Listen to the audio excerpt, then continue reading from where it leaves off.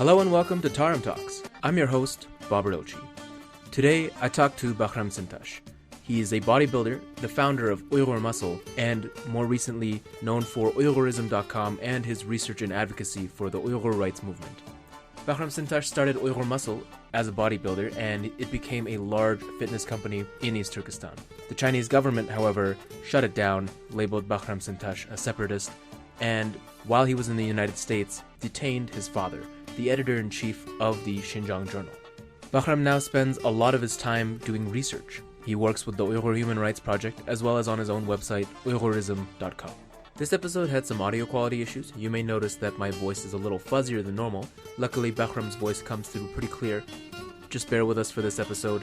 We're going to do our best to make sure that these kind of quality control issues don't happen again.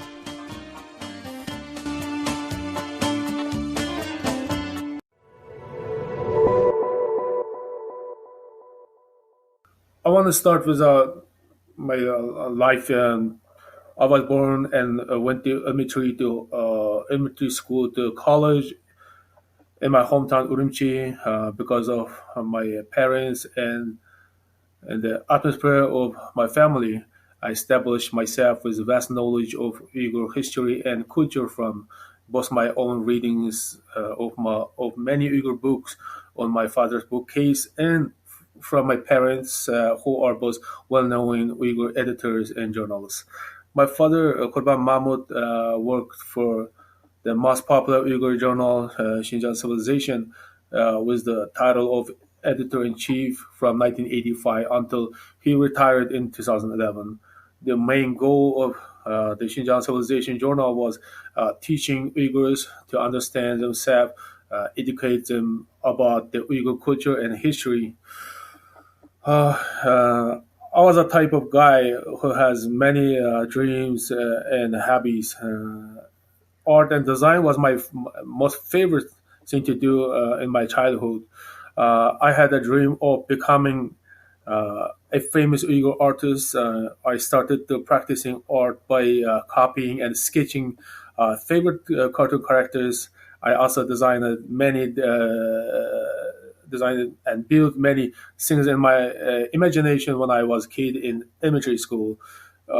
In my teenage years, I established two types of hobbies. I really like it to be an extreme. I really like an extreme sport. I wanted to be an extreme sport athlete, and bodybuilding and boxing are the other hobbies of mine in my teenage years as well, and I started to lifting weights since when I was 15, and I am doing it until now.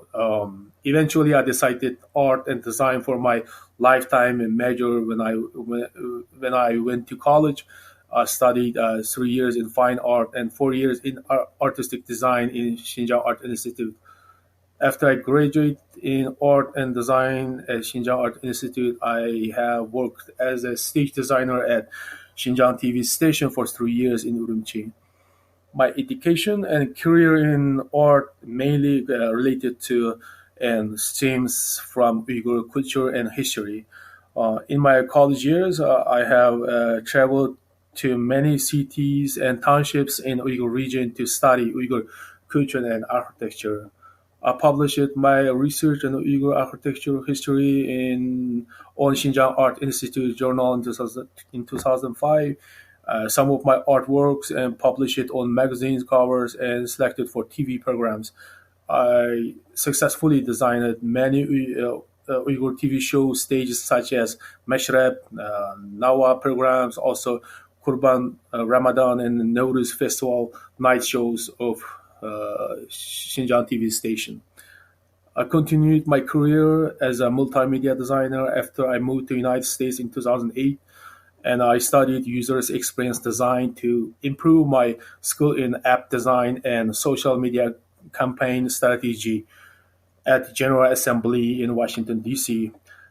After I worked as a multimedia designer a few years in the United States, in 2015, I started my own company, Uyghur Muscle LLC, where I turned my hobby of bodybuilding into a dream job in the United States.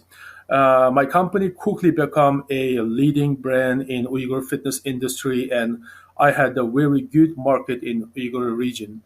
Uyghur Muscle's mission is to improve self-care and wellness to Uyghurs in our homeland and the new generations worldwide. Hold my company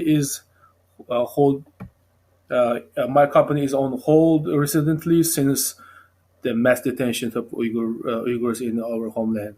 Xinjiang authorities banned my brand and closed my office and warehouse in Urumqi in 2018. I have to ask, and this is going to be, I guess, one of the less serious questions, but how much do you bench?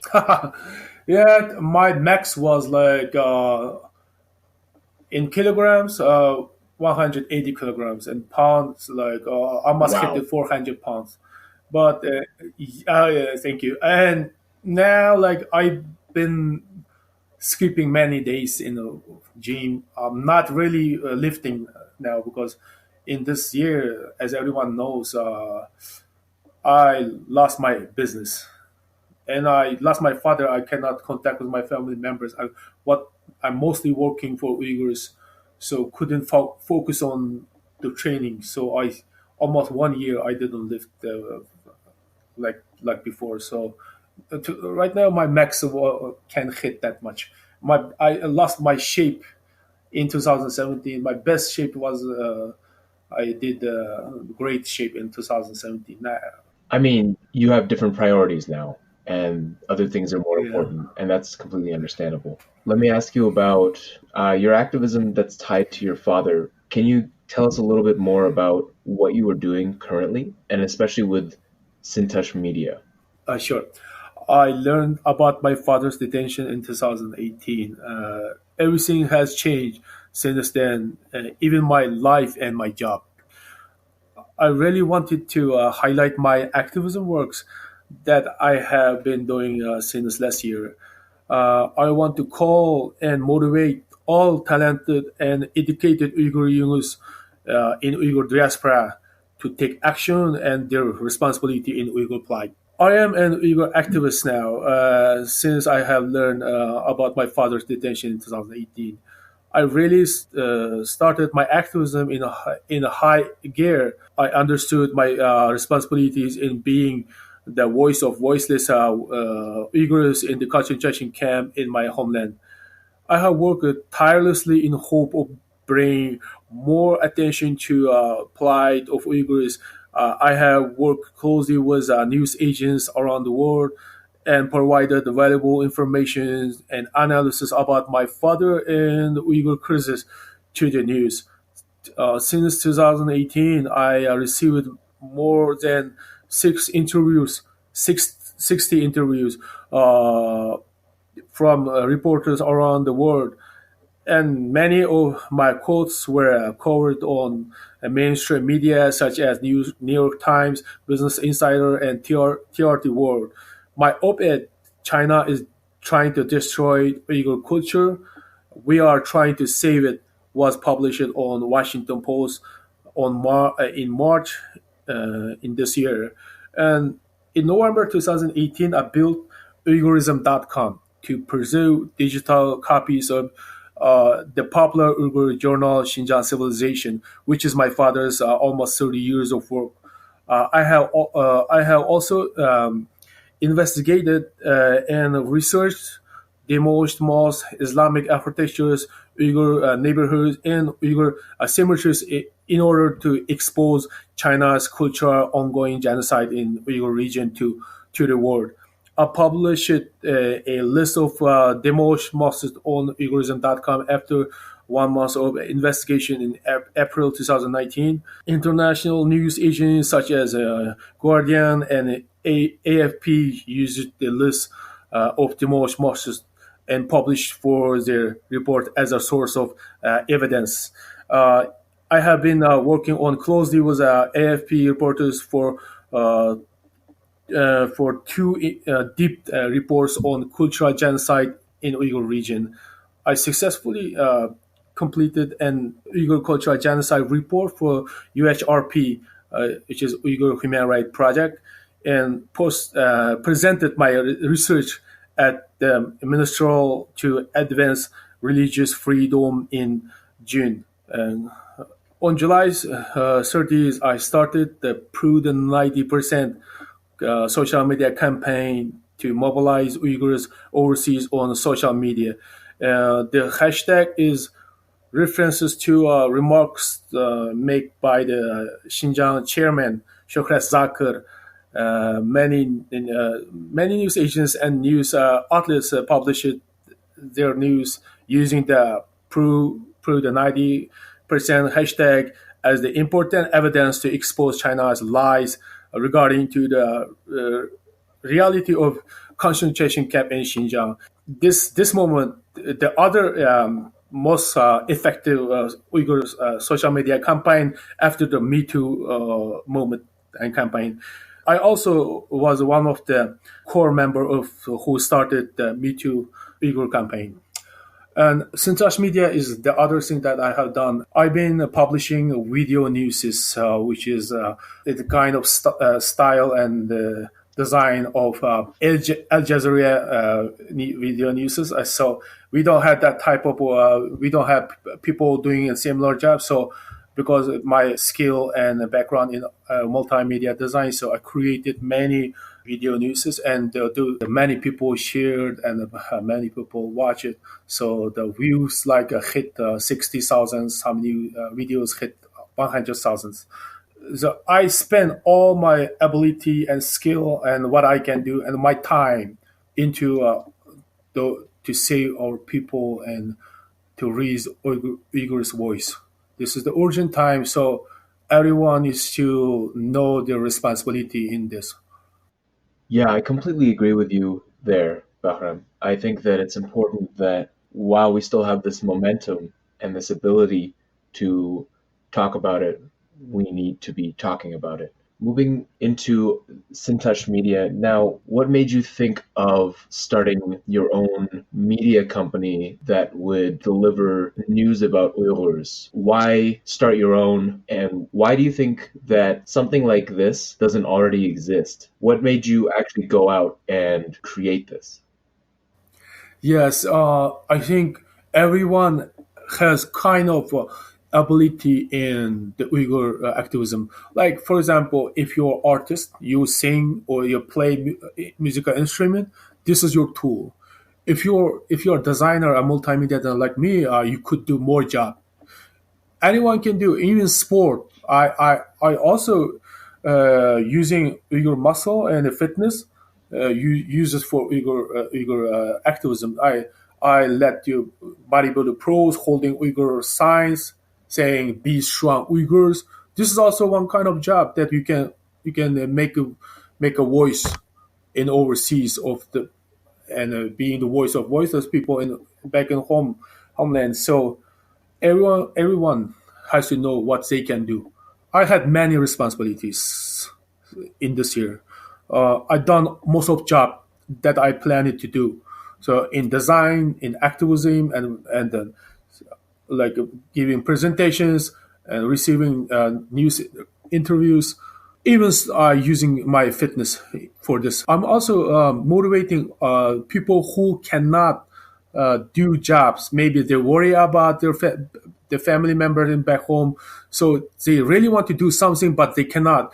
And then many people became emotionally broke. So now I am motivating people. Even you cannot do anything, you can lift weights and then make yourself stronger. A better, strong, and healthy generation could do more things in the future. So now people like it. So many people send message to me, and they're having my fitness programs. I'm helping them how to build body and how to make them stronger. So mostly is one core thing is my people, and the one core measure is design and art. That this other things are related to this. So I spend almost all my time and focus on Uyghurs right now.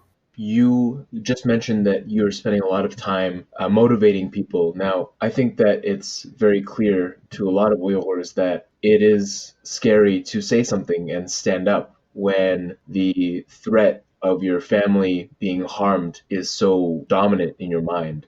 You yourself had mentioned that this time for you has been emotionally difficult. How are you persevering through that? What are you doing to make sure that you are getting out of bed every day and that you are trying to achieve what you've set out to achieve? Yes, very good question. Yes. Since after my father's detention, after I learned he's actually detained, I had the weeks of time. I didn't talk about my father's detention even to my family members. I become like shocked. I don't want to say I don't want to do what, and then I don't know what to do, and then I have to choose something to do. But should I choose silence or speak up? Eventually, I decided to speak up because I don't want to be the person who's a loser. So because at this time, every Uyghur thinks themselves as a soldier who fight for their people and their family members. So I want to be the heroic steps to do something, not only do for my father. I spent all my time and money, even money and everything I had for my people. So and then I feel so happy because if you don't fight back, the pain will be in your heart. You couldn't eliminate the pain in your heart because once you start to fight back, you feel better. This helps you mentally and physically. So I am now very happy. And what I have done for my father, it helps my father's life. Once I publicly speak for my father, China knows they cannot do anything to this person's father in the camp. So they could care better than other detainees in the camp. So this is the logic. So you have to know logic. So you have to fight back. The purpose of you living overseas, you have to take the responsibility for your people, your family members, and you everything and your future. You did mention that you went to the Xinjiang Art Institute and you studied art and design, right? Yes.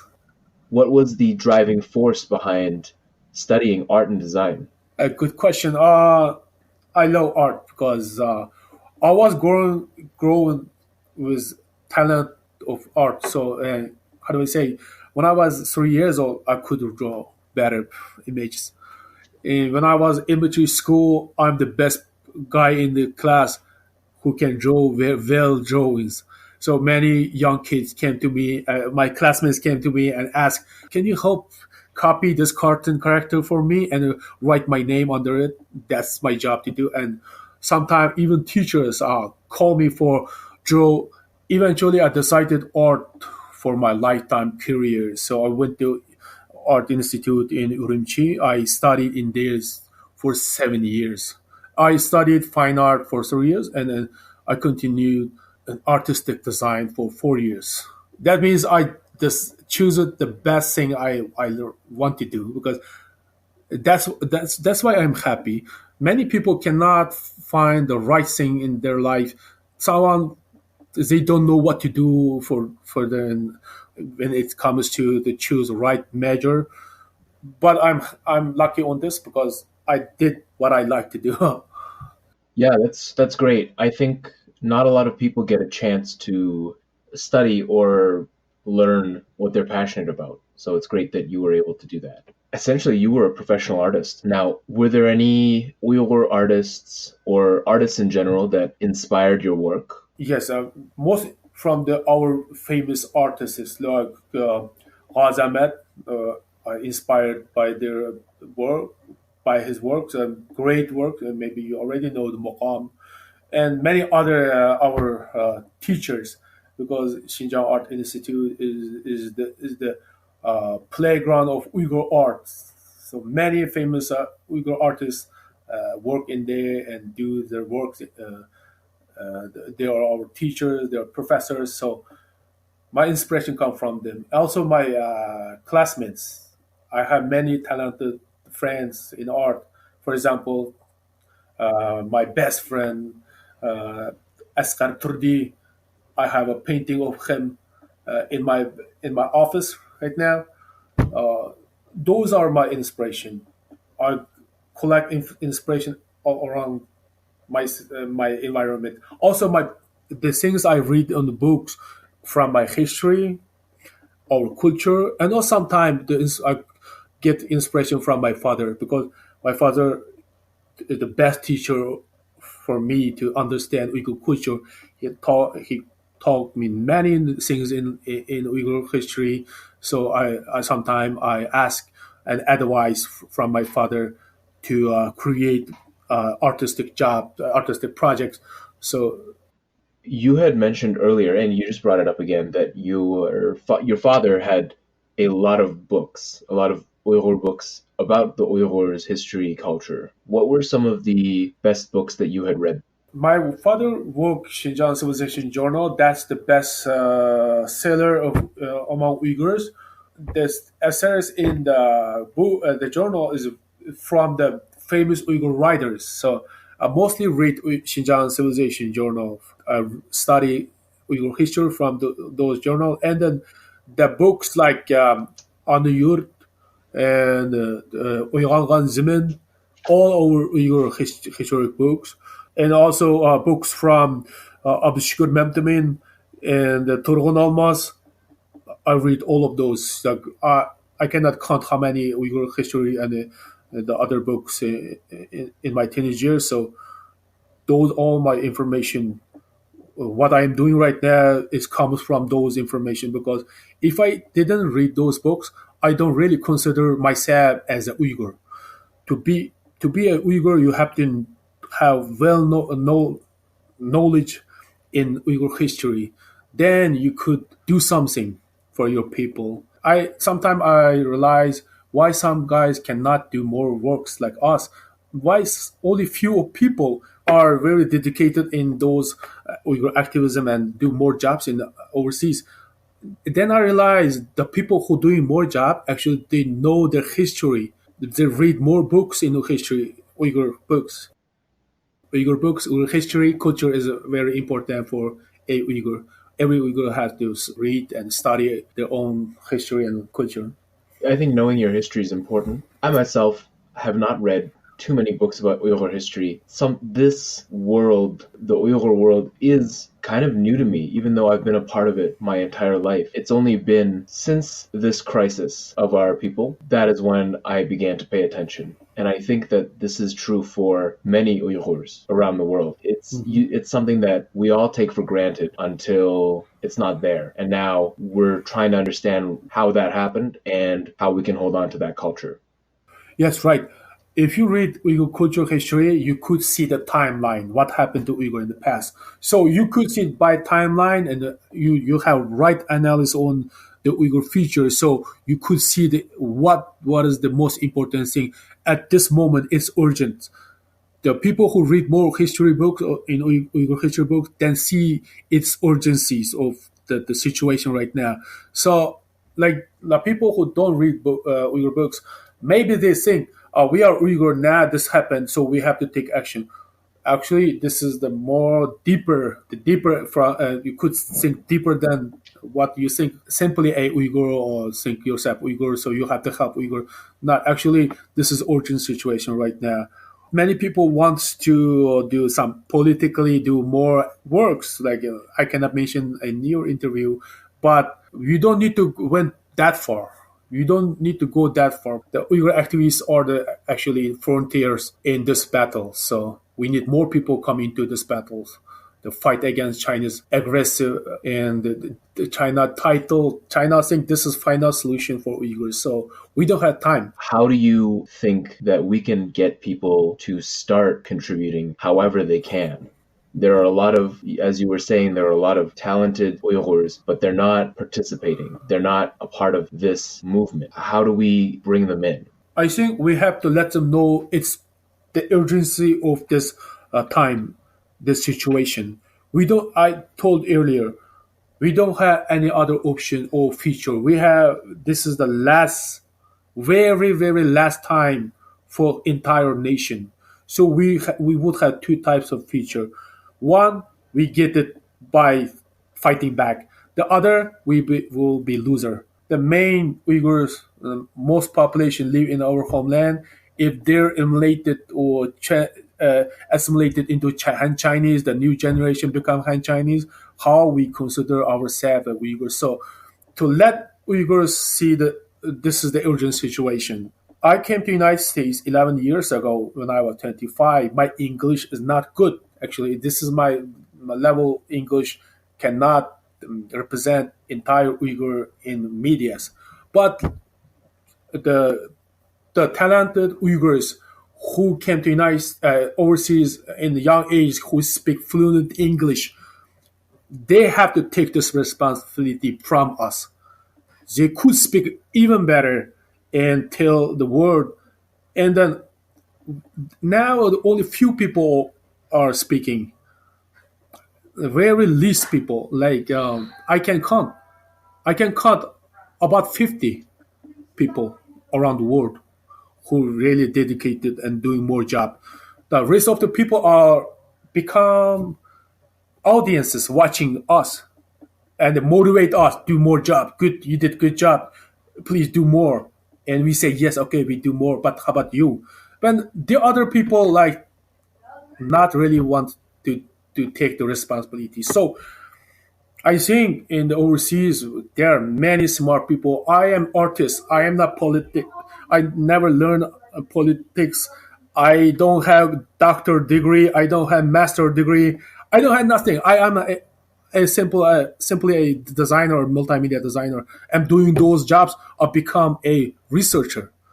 So I think there's many smart, talented, knowledgeable, educated Uyghurs in overseas. I think if they go into and take the responsibility like us, we could say our people 100%. I think that might be what scares people off as well. I think, in one way, the thought of having to contribute to such a large effort is scary. It feels like, what can I do alone? And I think it's important to remember that none of us are alone in this. We're all working together towards the one common goal. Let me circle back around a bit. I can tell just right off the bat that you are heavily influenced by your father, and that he is one of your role models and one of your inspirations in life. When you talk about him, you mention that he is this very intelligent man, very well versed in Uyghur history and culture. How was that like growing up? Your parents being journalists, being so immersed in the Uyghur culture. What was your childhood like that? Yes, you said right. My father is was my role model until now. I cannot do something for my people same level and same amount that my father have done in his 30 years of 45 years of career. So he done so many things for Uyghurs. I'm happy having a father like that, and he done many jobs. So because of my father, and I grew up in front of my father, he worked for his people every day, even in the weekends. He worked on his table, writing and editing for the journal. So I grew up in front of my father and asked my father, why you spend all of your time doing this? Even at home, you did 8 hours at work and now doing this in the home. I was young. I don't understand why my father did that. He could try to explain it with like a simple way for the kid. Um, my son, this is our responsibility. We have to do. At the time, I said, "Oh, your responsibility." Okay, I do my own things, and I try to be my father. Get my father's books and read it, and then understand. Even in my younger age, that I cannot read books, I watch the pictures on the journal and sometimes historic image pictures of Uyghurs and ask my father, "What is this? It's so unique." And my father would say, "Oh, this is our symbol of something in the past and history." Uh, I grew up like this, so now really truly understand. And I am truly understanding right now the meaning of our responsibility that my father told me at that time. I could tell my kid right now, when my kid come to me, I answer the same way And my kids say, why you spend all of time at home and you spend so many jobs and even at night you didn't sleep? Sometimes my kids ask me this way. I tell him, this is our responsibility, my son. We have to do this. I cannot tell him more bunch of things, but we could tell this way. So I am become my father right now. I'm proud of being and doing what I'm doing, like my father did in his entire life. So this is the response. We know the responsibility because we are Uyghur. We are under China's regime for 70 years. To be a nation, even a person, you have to fight back.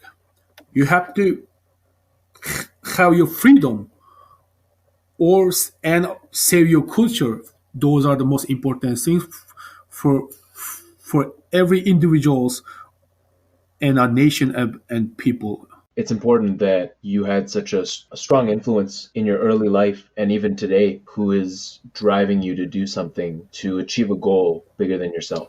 Yeah, thank you. Yes, that's the family environment also important. So the Uyghur generations. So some people won't say like what my father told me in my childhood.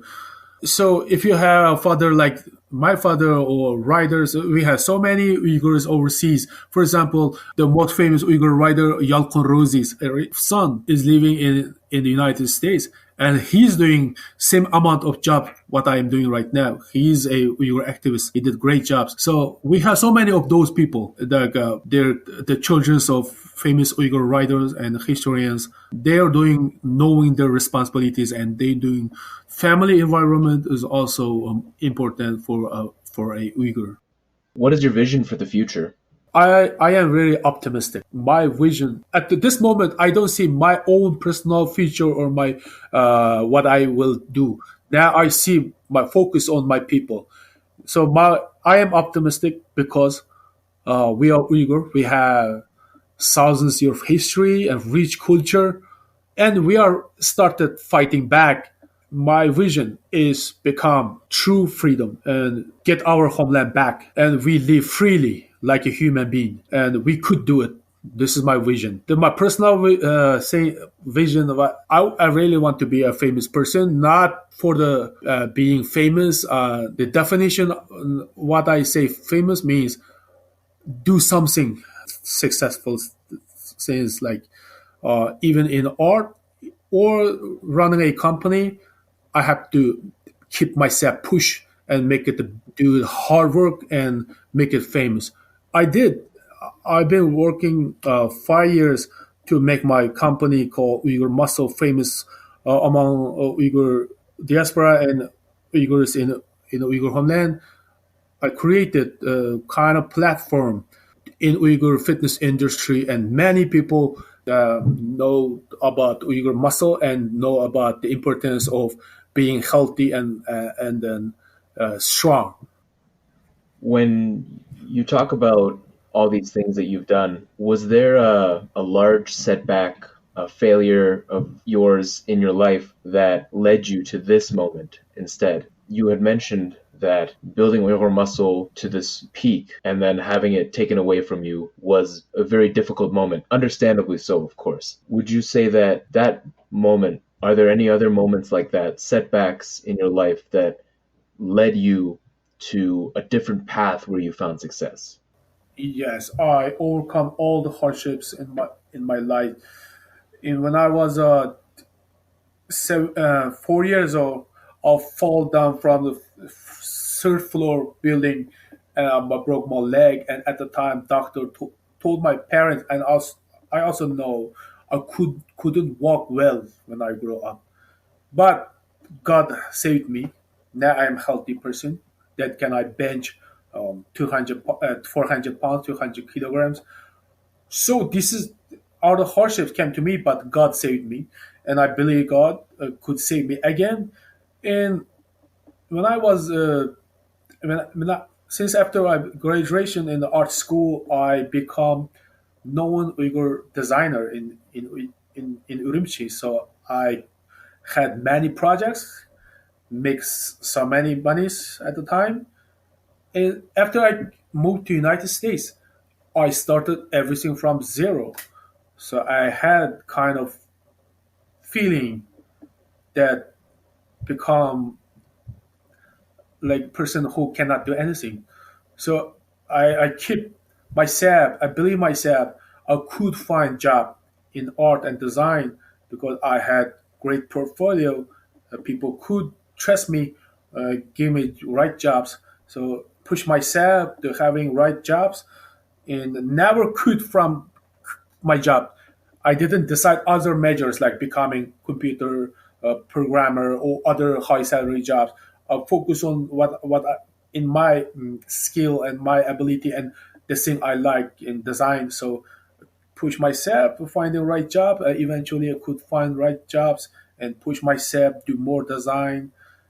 And yeah, this is this the I had a little bit period of time and feel myself sad in the United States in the beginning time of when I moved to the United States.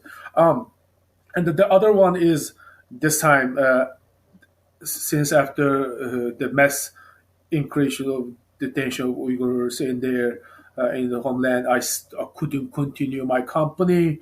The China forcibly shut down my company and my warehouse and my millions of dollar company that make him more my better that I can continue my career in bodybuilding and fitness, then can reach higher goals, all become zero. Now, then I had to start from the zero again. Then I choose it because choose it not choosing. I knew my responsibility in activism. Now I created the other fame, I can say my fame in activism. I did most job. I become known again in activism. In the past, I become known Uyghur coach. People call me Bahram coach. They respected me. Now I become Uyghur activist. Now people around the world, the reporters or other people respect me because what I had done in activism in 1 year.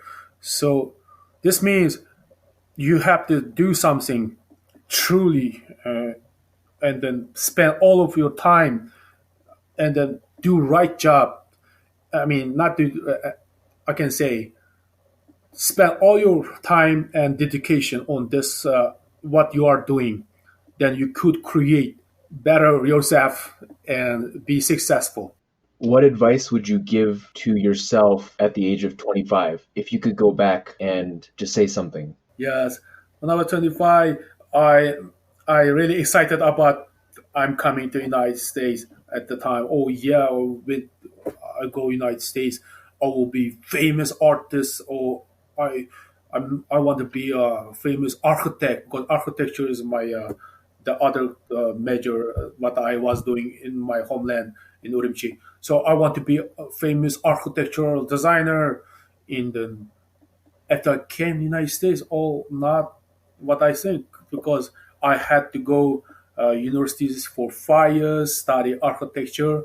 At the time, I cannot do that because I don't have that kind of time and financially I cannot pay for that. So I need to find jobs. So then I become realistic and then becoming a multimedia designer, which is easier to continue my uh, design uh, in the United States. So sometimes you have to be realistic. Don't dream too high.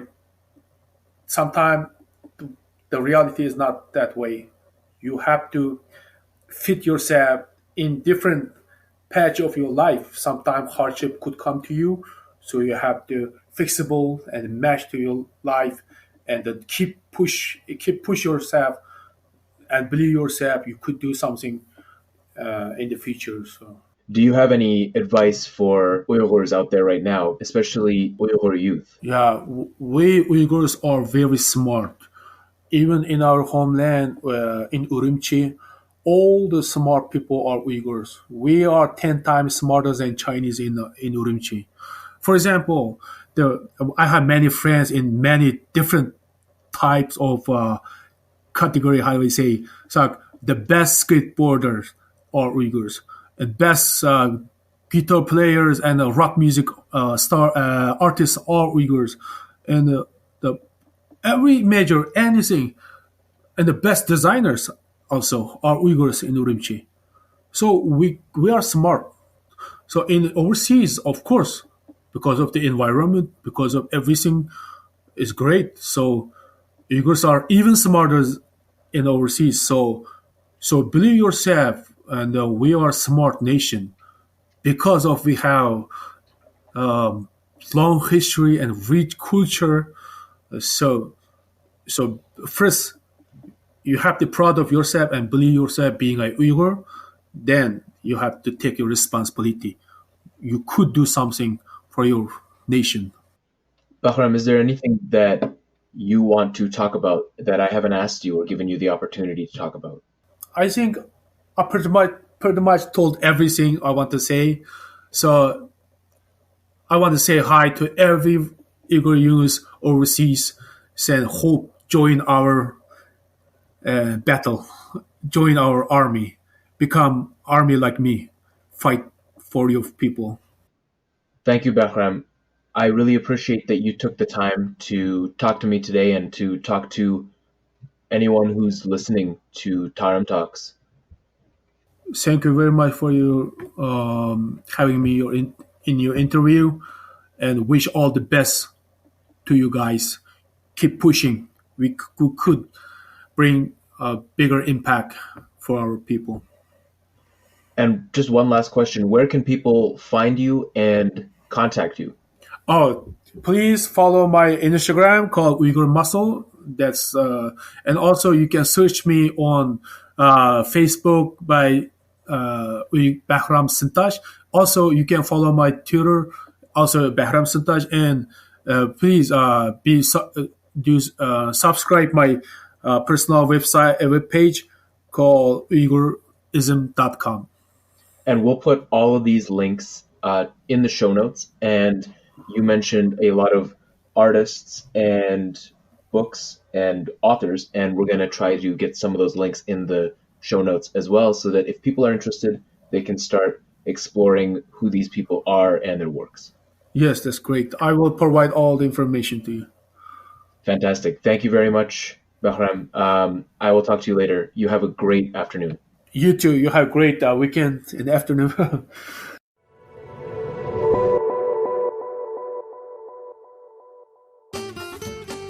Tarim Talks is part of the Tarim Network, which can be found at thetarimnetwork.com.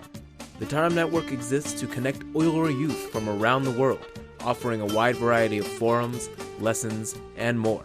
Find us at thetarimnetwork.com and on our Instagram at thetarimnetwork.